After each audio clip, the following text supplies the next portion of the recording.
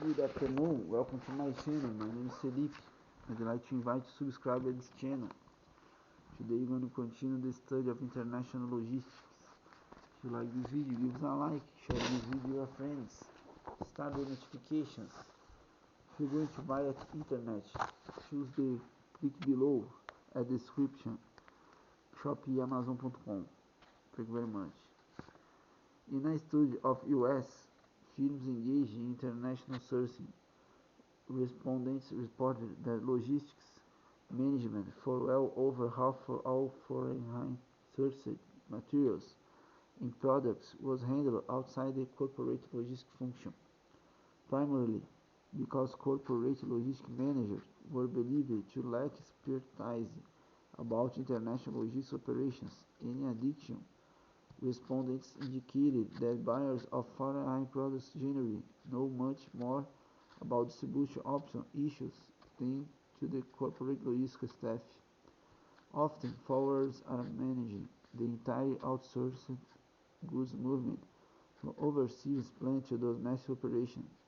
This statement will indicate that this is an area where additional training is needed for U.S. personnel involved with logistic movements. For the authors, it is difficult to decide which intermediaries to discuss and which ignore. Some exist in certain geographic locations. Some are associated with certain types of cargo, such as livestock or zoo animals. With a Dutch expert, the intermediary Karl N. has shifted his method of dolphin transport from wet slings to styrofoam-lined chests shaped to hold fins and tails safely, with battery-operated pumps that keep the dolphin doused in water. Some are generalists, many are specialists. Complicating the matter is that many firms are shells set up to minimize liabilities or tax or to establish a residence in other nations. Some of intermediaries that are discussed are well known, others are more specialized. Freight forwarders. The most common intermediary in international logistics is the freight forwarder. After the sale is completed, a freight forwarder can handle nearly of all the logistic aspects of the transaction. Indeed, large forwarders may assume responsibility for managing the firm's international distribution and supply channels. Smaller forwarders often specialize in air or ocean movements. Here is a listing of advantages of using an air freight forwarder. The forwarder has daily pickup and distribution, can handle shipments worldwide, has a local staff who is familiar with clients, can advise open and prepare documents, can use several carriers, can provide COD deliveries, which some carriers cannot, has more of a worldwide perspective than individual airlines, can show savings from consolidation, may be able to undersell underlying rates or on small shipments, can find space with airlines when it's scarce. Because of their constant contact with exporters, they know more about export perspectives than to airlines, who usually talk only to forwarders. They are better able to provide post-flight information than airlines can. By analogy, ocean freighters offer similar services and advantages. NVOCCs. A second form of intermediary and somewhat similar to the forward is the NVOCC non-vessel operation common carrier. They are also called NVOs.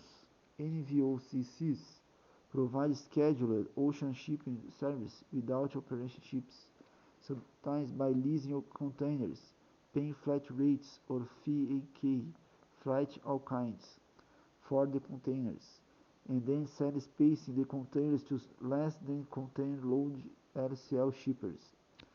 NVOCCs also provide a variety of services required for point-to-point movement of goods, many of which overlap forwarders' functions.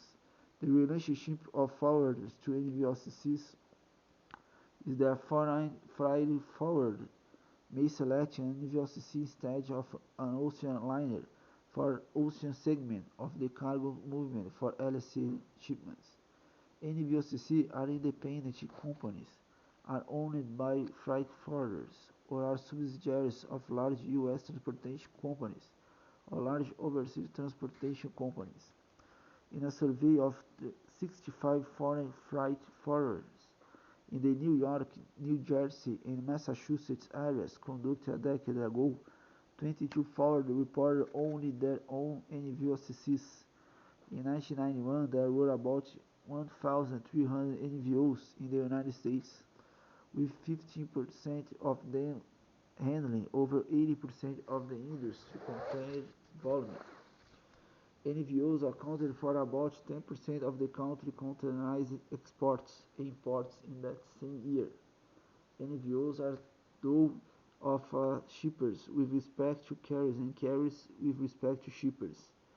They come into being as conference offer discounts for heavier shipments or full container loads. As middlemen, however, NVOCCs must assure that they do not become obsolete. Over the last few years, they have had battles or skirmishes with freight forwarders over fear of overlapping duties and with shippers over cargo accountability. There has also been some competition from carriers, especially when even smaller loads of cargo can help reposition empty containers. In addition to offering virtually any service of other middlemen except clearing customs, the NVOCC is distinctive in that it issues a bill of lading. It issues bills of lading based on its own tariffs and on space or slots that it has contract for with one or more steamship lines. 14 West Coast NVOCCs formed a shippers association under the 1984 Shipping Act. There is also a shippers association made up of NVOCCs. Operating in New York area, the group has 35 NVOCCs as members and occupies a 1,000 feet cubic warehouse in South Kearney, New Jersey. Shipments of clients of several different NVOCCs are consolidated into a single container destiny for various points.